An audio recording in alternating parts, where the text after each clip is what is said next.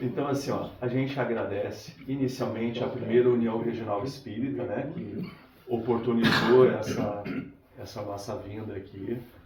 E faço um convite a todos, né, que tiverem interesse de entrar no Google lá, colocar primeira União Regional Espírita, e aí vai aparecer um site. Nesse site tem uma série de informações, né, é bom a gente dar uma olhadinha, ficar bem informado sobre toda essa questão do movimento espírita na nossa região. Vale sempre muito a pena a gente participar. A começar pela própria casa, né? A casa precisa de muita gente para trabalhar, para fazer trabalhos tão importantes. O segundo agradecimento é a própria casa, que me recebeu de uma forma ímpar, né? Eu agradeço tudo, sem querer ser injusto, mas eu também gostaria de fazer um agradecimento especial ao Eduardo, que me acolheu tão bem, assim, a gente pôde conversar bastante, assim, e me alegrou muito a conversa com ele. E agradeço a presença de cada um de vocês, porque possibilita a gente ter momentos de convivência, né? Bom mensageiro eu não serei, porque no mínimo eu teria cabelo para ser um bom mensageiro, né? Então a ideia é a gente conversar mesmo, sabe? A gente trazer algumas informações da doutrina espírita e a gente dialogar. O próprio Herculano Pires, no livro O Centro Espírita, no capítulo 8º, nas 2 últimas páginas do capítulo, ele fala da necessidade da gente, após a exposição, a gente ter esse momento de interação.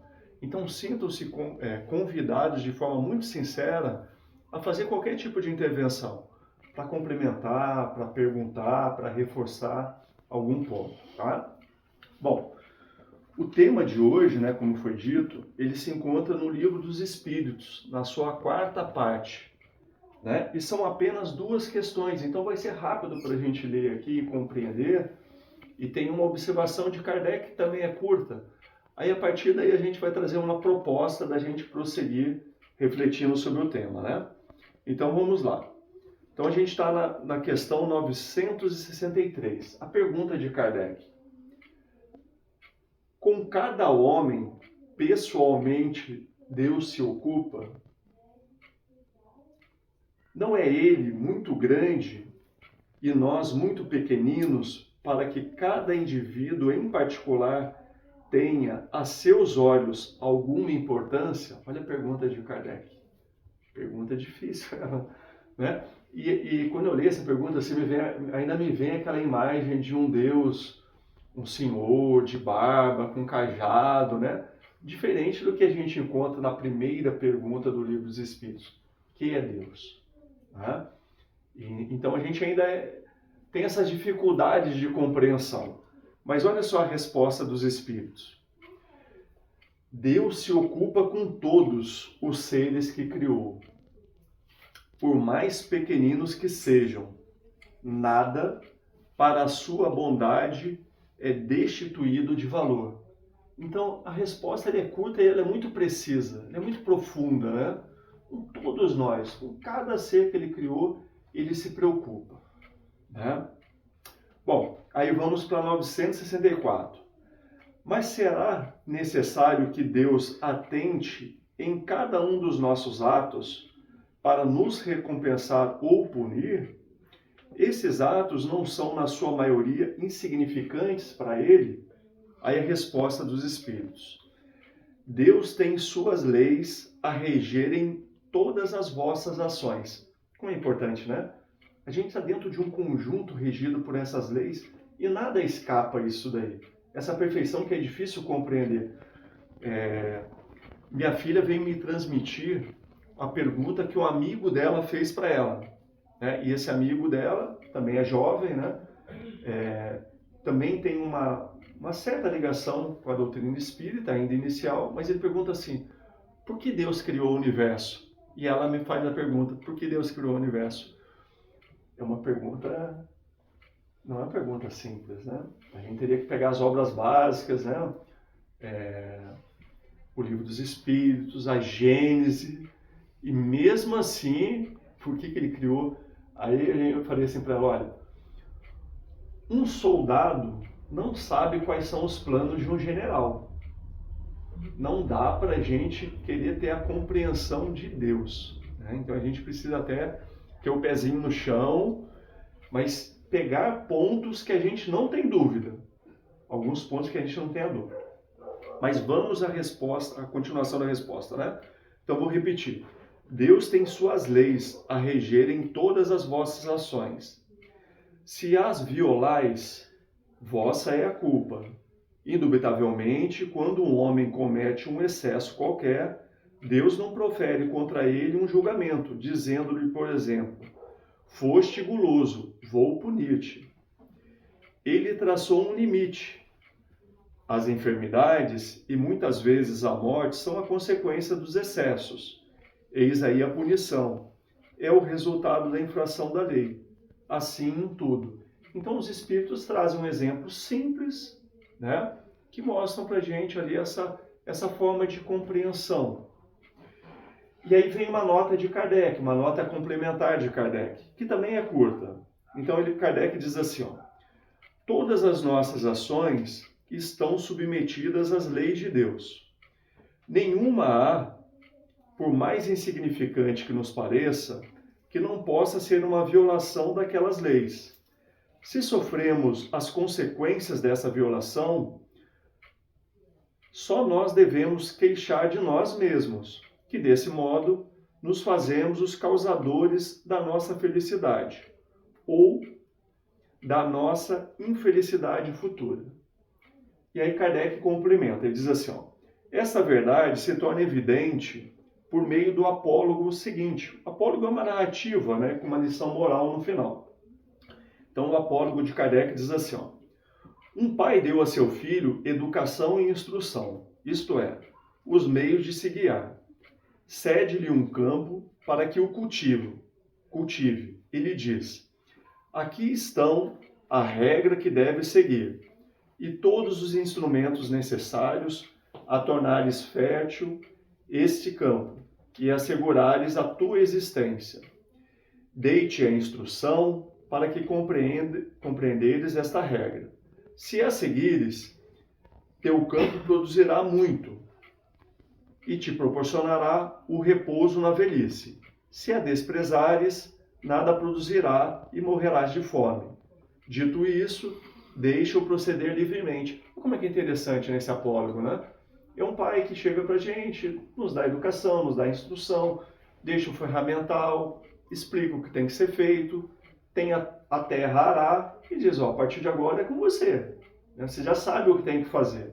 E nos deixa livre para a gente fazer as nossas escolhas. Se eu morrer de fome é porque eu cruzei os braços, né? Fui preguiçoso, né? Fui imprevidente, esse tipo de situação. Mas não é ele que está punindo. É importante a gente entender que nós não temos um pai que castiga, né? A gente precisa quebrar certos equívocos que chegam para a gente desde a nossa infância. Por falar nisso, há um pouco mais de 10 anos no nosso país foi feita uma pesquisa com crianças, perguntando de quem que elas teriam mais medo. É impressionante, mas Deus ficou em primeiro lugar. E na época que eu estava lendo, eu fiquei imaginando, né? Quem vai ganhar isso daqui, né? Porque na minha época era Saci Pererê, Mula Sem Cabeça, e há 10 anos atrás eu já não saberia dizer quem que as crianças iriam eleger. Mas, quando eu vi que era Deus, aí cai uma ficha. Será que a gente não está criando essa imagem nos nossos filhos, nos nossos netos? Quando a gente diz assim, fulano, não faça isso, senão Deus vai te castigar. A gente continua ainda verbalizando certas coisas que traz essa figura de um Deus punitivo, né? Mas aí Kardec prossegue após o apólogo, né? Ele diz assim, ó, não é verdade que esse campo produzirá na razão dos cuidados, forem dispensados a cultura e que toda negligência redundará em prejuízo da colheita? Na velhice, portanto, o filho será ditoso ou desgraçado conforme haja seguido ou não a regra que seu pai lhe traçou. Deus ainda é mais previdente. E aí Kardec faz dois comentários interessantíssimos, né? Deus ainda é mais previdente, pois que nos adverte a cada instante de que estamos fazendo bem ou mal. Envia-nos os Espíritos para nos inspirarem, porém não os escutamos. Olha como é que isso é importante, né? Como que o tempo todo está batendo na nossa consciência ali, esses irmãos, né, o nosso protetor, o nosso guia, o anjo da guarda, tanto faz o nome que a gente chame, mas que a gente entenda que a gente tem irmãos envolvidos com a nossa causa, torcendo por nós, nos amando, os espíritos familiares, né, que são devotados àquilo que a gente está passando. E Emmanuel até fala uma coisa muito importante, Emmanuel, né, que foi o guia de Chico Xavier quando ele esteve encarnado. Emmanuel diz assim: deveis saber que quando vocês choram, possivelmente vossos protetores sorriem. Emmanuel está dizendo para a gente que assim, eles não estão sorrindo pelo nosso sofrimento, mas eles sorriem pela oportunidade que nós temos diante da dor. Como a dor ainda é um mecanismo de educação que a gente acaba escolhendo. Porque talvez sem a dor a gente fosse estacionar. A gente iria parar ali e iria ficar apático. Pelo menos, eu me perdoe se eu estou falando isso para vocês, é porque eu vejo isso em mim, né? Vocês olham para o espelho e falam assim, olha, se não tiver alguém dando uns trancos ali, eu vou ficar acomodado, me acertei naquele cantinho, eu não quero me mexer, eu não quero me expor, né? E aí o avanço fica uma coisa meio comprometida. E aí Kardec define assim, finaliza assim: há mais essa diferença, Deus faculta sempre ao homem, concedendo-lhe novas existências, recursos para reparar seus erros passados, enquanto ao filho de quem falamos, se empregou mal o seu tempo, nenhum recurso resta. Então fala sobre a questão da reencarnação, essa questão da reencarnação. Disso que foi lido, o que era para ser falado sobre o Livro dos Espíritos foi falado já. Alguém gostaria de comentar alguma coisa? Alguma coisa específica sobre isso? Ou a gente pode prosseguir? Prosseguimos? Queria que vocês ficassem à vontade mesmo para falar, tá? Porque aguentar um chato que nem cabelo tem, ninguém merece, né? Mas enfim, então, ao preparar essa exposição, lógico que a gente viu ali que o tempo são perguntas, elas são profundas. A gente também poderia ter uma linha assim de aprofundar aquilo que está escrito, né? E eu fiquei me debatendo nisso. E fiquei entre duas alternativas. De trazer exemplos dessa intervenção, entre aspas, de Deus em nossas vidas, né? E são vários exemplos, desde o momento que nós estamos encarnados, como desencarnados, são vários exemplos dessa interferência de Deus em nossas vidas. Mas eu pensei também na possibilidade da gente trazer o credo espírita, os pontos que a doutrina nos oferece, que nos esclarecem, que nos possibilitam uma compreensão daquilo que a gente está passando, né? Cristo, quando esteve entre nós, ele nos sugere o que devemos fazer. O que devemos fazer. Mas a doutrina espírita, que chega na humanidade num ponto que ela se encontra mais madura, ela traz o porquê fazer. A doutrina é a comunicação desses irmãos em situação melhor do que a nossa, e essas mensagens foram codificadas por Allan Kardec. Então eu optei por essa segunda alternativa, né, de trazer esses pontos. E aí eu fui pesquisar na Revista dos Espíritos, na Revista Espírita de dezembro de 1868. O título do artigo é um discurso que Kardec fez, é uma pergunta. O Espiritismo é uma religião? Esse é o título do discurso de Kardec. E assim, o discurso dele é maravilhoso, só que são algumas páginas. Não são muitas, mas são algumas.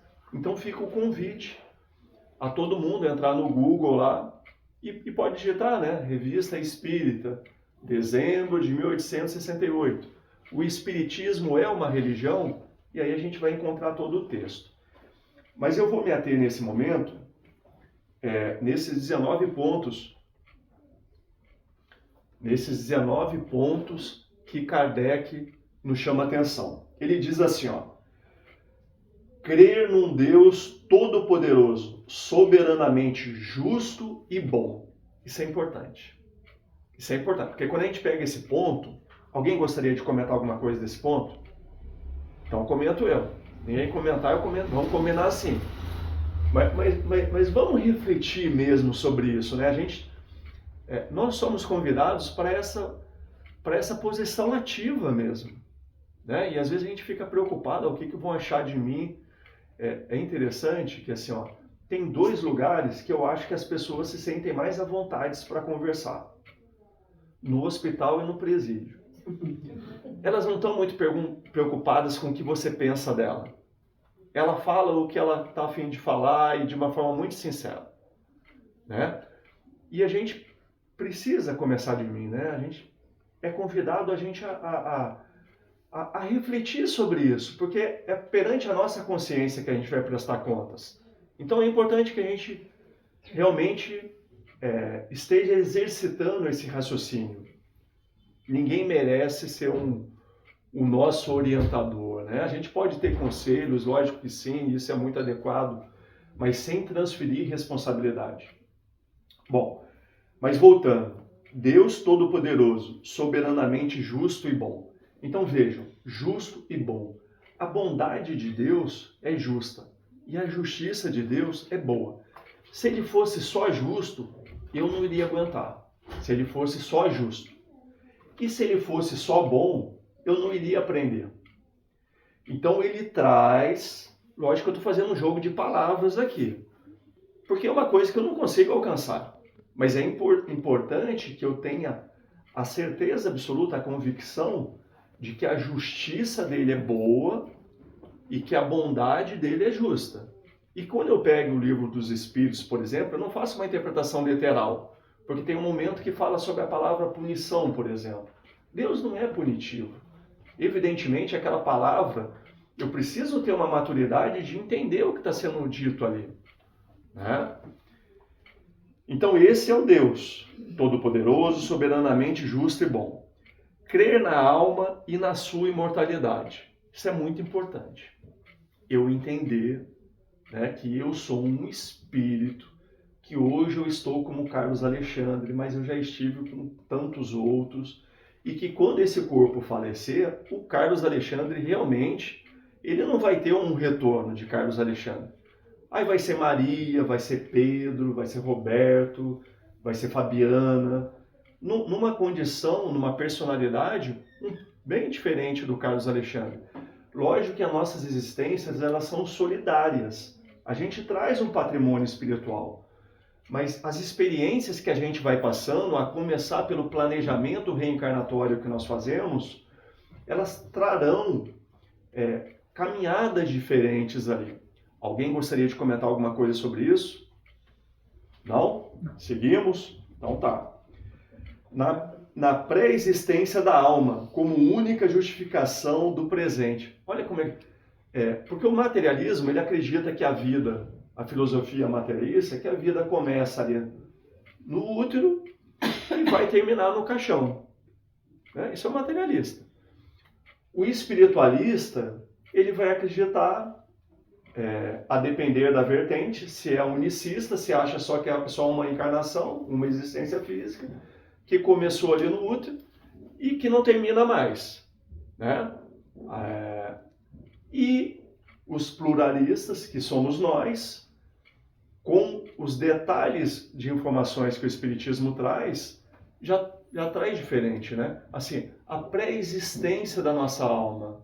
Então, aquela criança...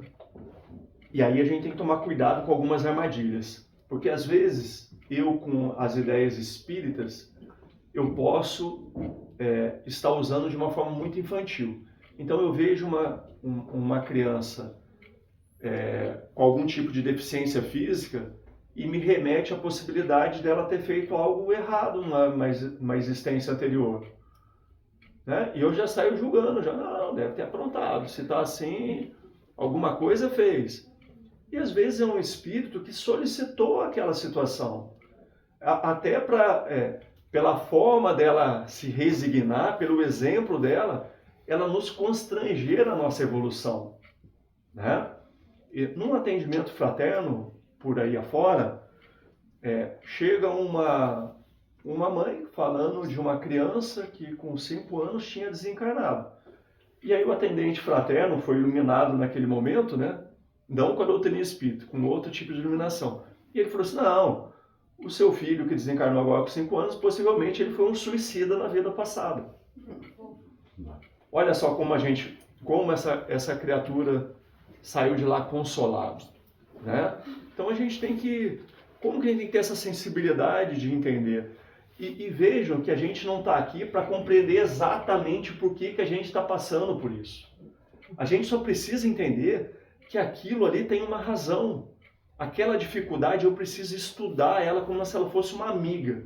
O que isso daqui está trazendo para que eu aprenda? E não é da boca para fora.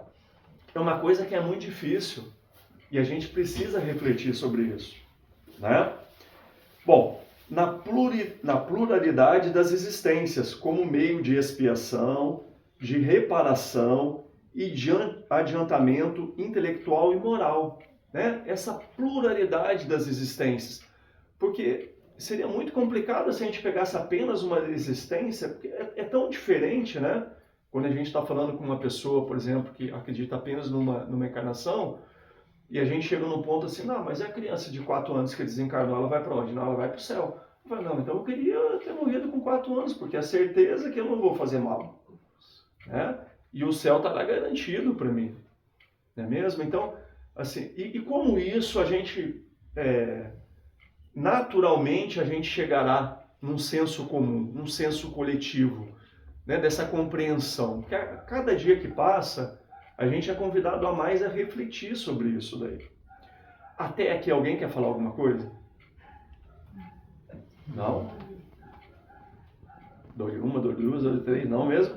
Então tá bom. Então vamos lá. Na perfectibilidade dos mais imperfeitos seres. Isso é importante. Nós somos perfectíveis. Né? Nós não somos perfeitos. Mas nós fomos criados para rumarmos à perfeição. A única fatalidade que os espíritos nos informam é justamente isso, que todos nós rumaremos sempre à perfeição. Sempre à perfeição. E às vezes eu olho no espelho e fico desanimado, né? Primeiro que não tem cabelo, aí depois começa a ver essas dificuldades pessoais. Eu fico assim, mas será? Eu acho que isso não vai dar certo. Mas a gente tem que pensar assim, ó, eu sou filho de Deus. Será que ele criou algo que não vai dar certo? Eu estava vendo um amigo que colocou no Facebook, ele colocou assim, uma foto, né, da evolução do ser humano, e aí no final, o último está dando meia volta, e aí ele coloca assim, a humanidade não deu certo, é melhor a gente devolver para os dinossauros. Mas vejam, a doutrina espírita nos esclarece sobre isso. É o momento que a gente... Lógico que a humanidade deu certo. O caos que a gente enxerga, é só a gente que enxerga. Na visão do Cristo, está tudo ocorrendo no tempo, de forma adequada, no controle. O Haroldo Dutra Dias, ele fala sobre isso. A gente deveria enxergar o nosso mundo como todos nós estivéssemos no mesmo barco. As ondas estão altas. As ondas estão altas. Alguém aqui está naquele mar suave? Acho que não, né? Assim, as ondas estão altas para todo mundo. Um é um filho que está envolvido na drogadição, outro é uma filha que está em situação de rua, outro é falência de uma empresa e aquela família está desesperada por essa situação financeira. São problemas diversos, depressão, ansiedade, uma série de problemas, mas muito problema, vários problemas. Então as ondas estão altas. O Haroldo diz assim, a gente precisa lembrar de 2 coisas. Primeiro, não abandone o seu posto de serviço. Não deserde. Não fuja da sua responsabilidade. Se esforce a estar ali. Como pai, como filho, como marido, como esposa, como vizinho, como trabalhador do centro espírita. Agradeça. Está tendo muito trabalho. Não, Deus, muito obrigado por ter esse trabalho. Agradeça. E vamos seguir em frente. Com fé, com esperança, com bom ânimo. Então, não abandone o posto de serviço, porque o momento é grave. O momento é grave. E a gente, agora a gente pediu muito para estar aqui. Pedimos muito. Então, que a gente aproveite essa oportunidade. Bom, esse é o primeiro ponto. O segundo ponto que o Haroldo pede para a gente não esquecer é que quem está no leme desse barco é o próprio Cristo. Então é lógico que esse barco vai chegar no porto seguro, né? A gente só precisa confiar e fazer a nossa parte. Porque às vezes eu estou alucinando, enlouquecendo com a guerra de Israel, ou lá na Ucrânia. E eu não estou entendendo que na minha casa está tendo guerra. E eu estou achando que eu tenho que salvar o mundo lá.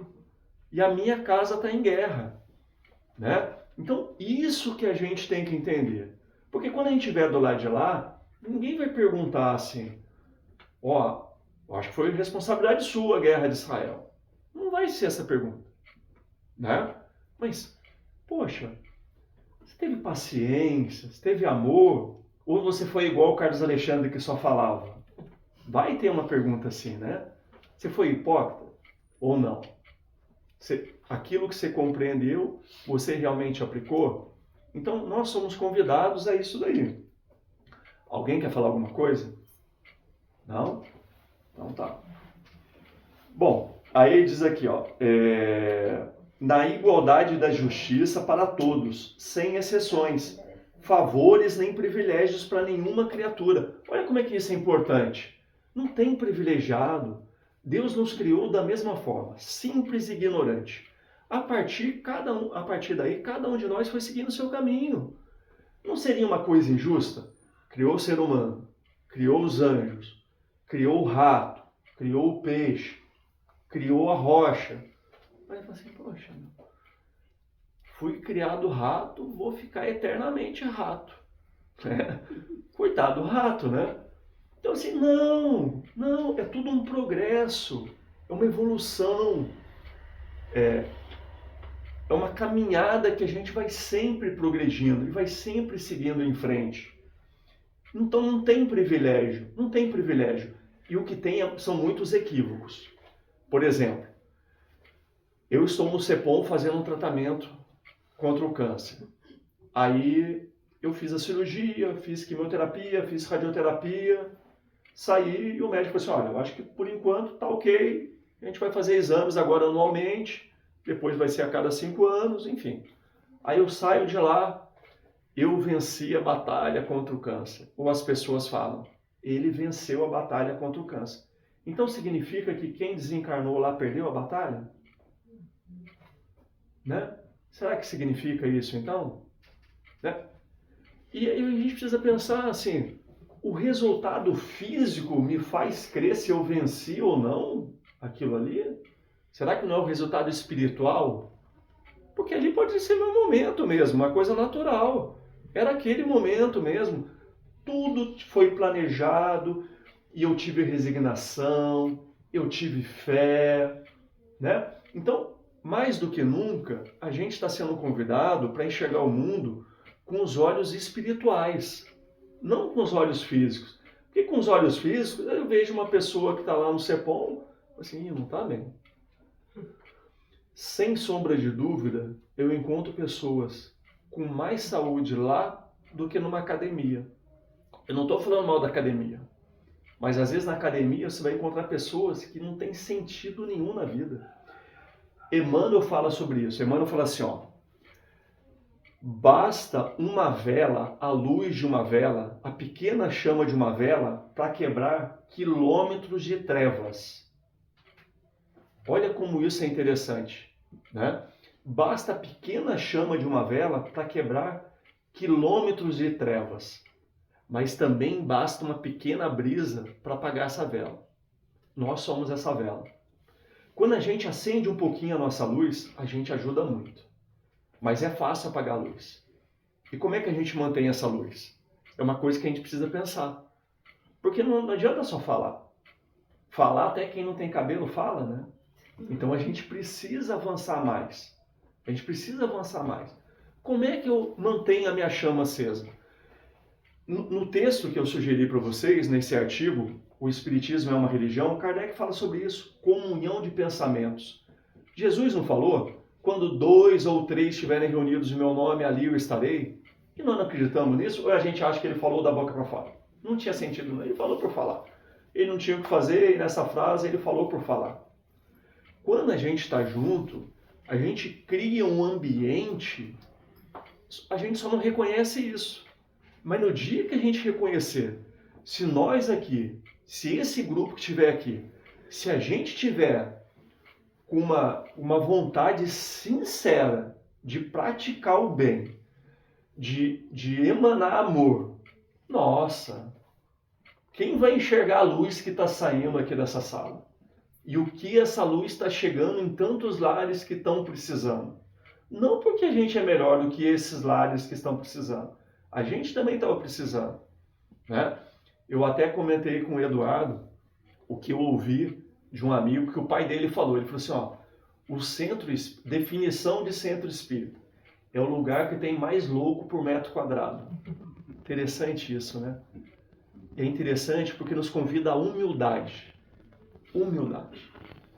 Nós estamos tendo a oportunidade de estudarmos a doutrina espírita, mas nós temos muita dificuldade ainda. Só que a gente já começou a compreender que nós estamos num planeta que todo mundo precisa de ajuda, inclusive a gente mesmo. Todos nós precisamos de ajuda. Mas o outro lado da mesma moeda é todos nós podemos ajudar. O que dificulta eu receber ajuda? O meu orgulho.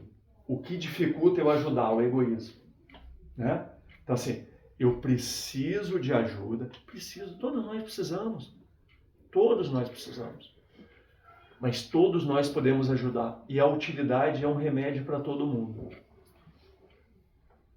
Já estamos acabando já. Alguém gostaria de ir já falar alguma coisa para a gente já ir concluindo?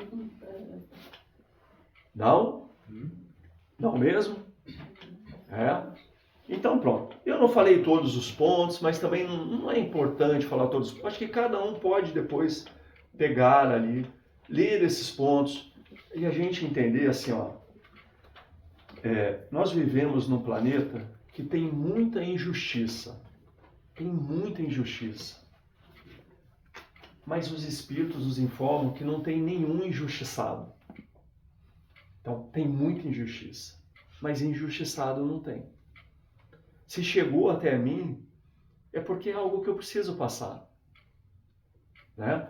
Emmanuel até diz assim, ó, tem problemas que chegarão até você que você não vai compreender. Não tem problema. Supere aquele momento.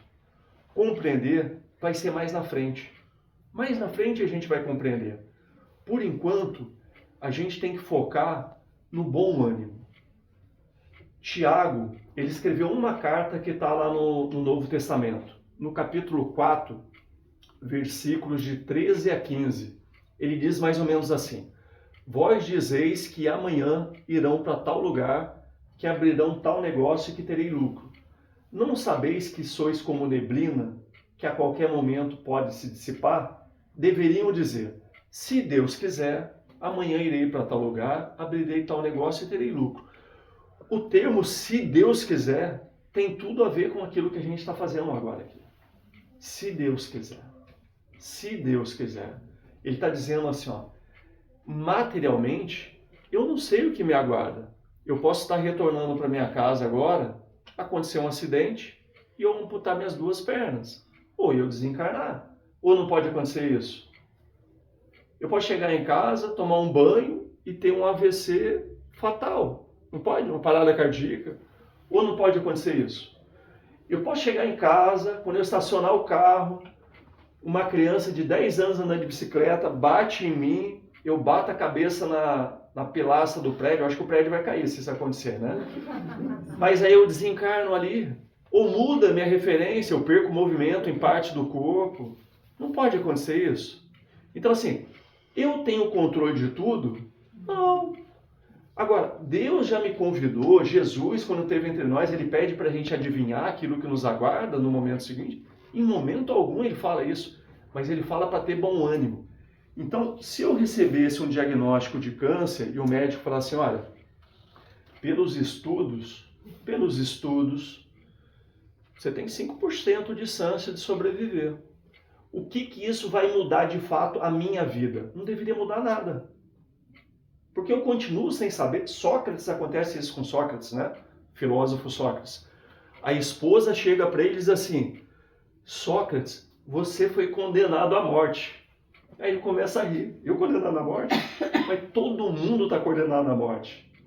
Né? Olha só como é que é a grandeza do pensamento. Condenado à morte todos nós estamos. Né?